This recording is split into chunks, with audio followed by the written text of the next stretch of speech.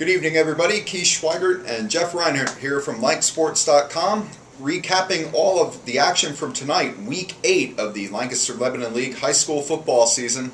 A lot of interesting scores that went down tonight, so let's get right to it here. We'll start in Section 1 in the game that I was live blogging from, the Section 1 clash between first place Wilson and Manheim Township.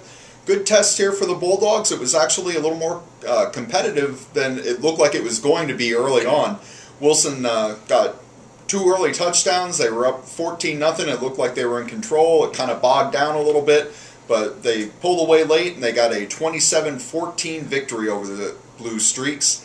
Rodney Gillen had 158 yards and 3 touchdowns, including a 60-yarder on the first play Wilson ran from scrimmage. Nice. Just broke through the line, got past the secondary, and was gone. He also had the go-ahead touchdown in the fourth quarter and then iced the game with another one later after Township got sacked. They were going for it on 4th and short in their own territory, and Brennan Scott got nailed for a 17-yard loss, set up Wilson at the 10. Gillen goes in on the next play and really put the game out of reach at that point with about around 5 minutes left or so. So Bulldogs win 27-14. Zach Swizik had his first start since he was injured back in Week 2. His first pass that he threw went for a touchdown. Not much else from him that night. They didn't really ask him to pass a whole lot. Wilson was content to run the ball. But Bulldogs are 8-0. Well in front in Section 1. They clinched at least a tie for the Section 1 title. So good effort for Wilson. They got tested a little bit. Township hung around. They played inspired defense. Very good job defensively by Township. We knew that that's where they were struggling all season, but a very good effort tonight. Just couldn't get the job done, so they go down 27-14. Township in a little bit of trouble now as far as the district playoffs go. Sounds like it. And Wilson also clinched the tie because Penn Manor upset Warwick. Yes. Scary injury tonight, I understand, for Township. Can you tell us about that? Yes, Wes Kilpatrick, a linebacker, got hurt in the first half. Nobody in the press box really saw what happened. It came at the tail end of a play.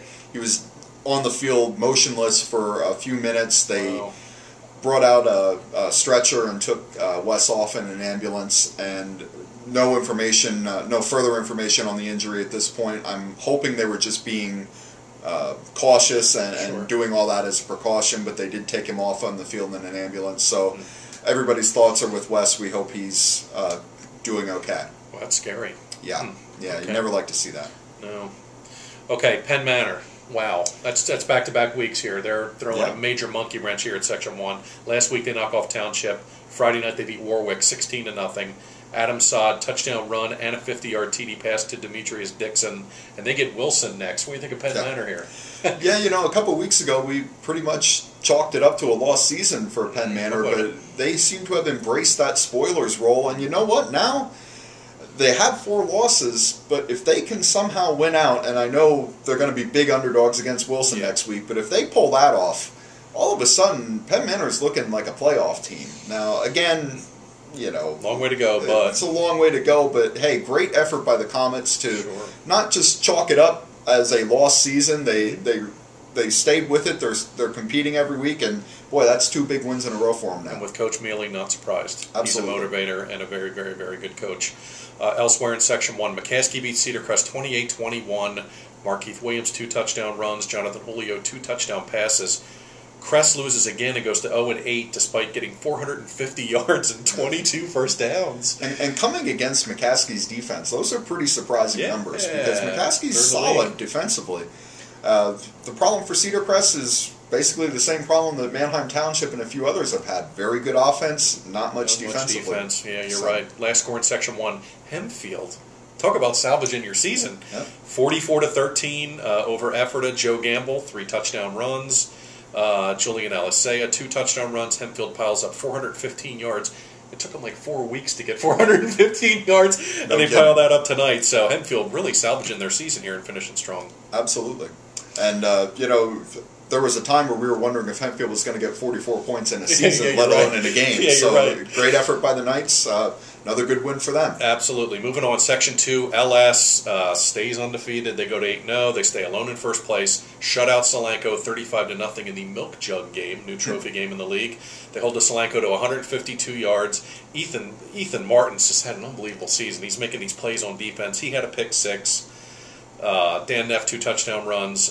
Jordan Groff, a touchdown run and a touchdown catch. LS goes to 8-0. Mannheim Central, big second half. Barons beat E-Town 42-21. It was 21-14 at the half. Central pulls away. Devon Lee, the freshman, popped the opening kickoff 89 yards for a touchdown to get the night started for Central. They win. Said this last week. Barons are finishing 3-0 and going 7-3. Yeah, they have the look of a team that's starting to find itself. It took them a little bit, especially on defense, but boy, they're going to be a pretty low seed. Even if they do go 7-3 and get into districts, they'll kind of be in the middle of the pack. Probably. I would not want to see them in the first round. No way. I don't want any part of Mannheim in round 1. CV remains alone in second place, a game out. Bucks beat Lebanon 19-12. Alex Diener, 3 touchdown keepers. Lebanon 5 losses in a row. Wow. Last game in Section 2. Garden Spot 17, Cocalico 7. Spencer Moser gets hurt early. He's lost for the night. Spot holds Cocalico to 156 yards. Wow. Spot, for all intents and purposes, kind of stays alive in the district race. Cocalico, they got to be out now. Yeah, I mean, anything that can go wrong has gone wrong for Cocalico this season. Yeah. It's a shame for them. Obviously, Austin Hartman's lost to an injury is huge. Now Moser goes down. He's their freshman quarterback, was showing a lot of promise for them. They lose him. I mean, and those are just the 2 biggest in a long line of injuries and bad breaks that Cocalico has had this year. Tough season. I mean, I know it's got to be frustrating for folks in Denver, and what can you do at this point? You almost have to throw up your hands. Yeah, pretty much. Okay, let's go to Section 3 in the game you were at, Jeff, and we apologize for the internet issues that Jeff was suffering tonight that kind of knocked off his live blog about halfway through, but Lancaster Catholic knocks off Columbia, another impressive win for the Crusaders. Yeah, 56-20, Catholic won. Fumbled a punt early, that didn't really seem to bother them. Columbia made it a game early, they had it to a score, but Sean Titus, 2 picks, took one to the house for a pick 6. Brandon Hollister had a couple touchdown runs. Catholic cruised. 8-0, they clinch a tie for the section because Anvil lost and Donegal lost, so Catholic could clinch outright next week with a win over Anvil. They were great. I'm running out of things to say about Catholic.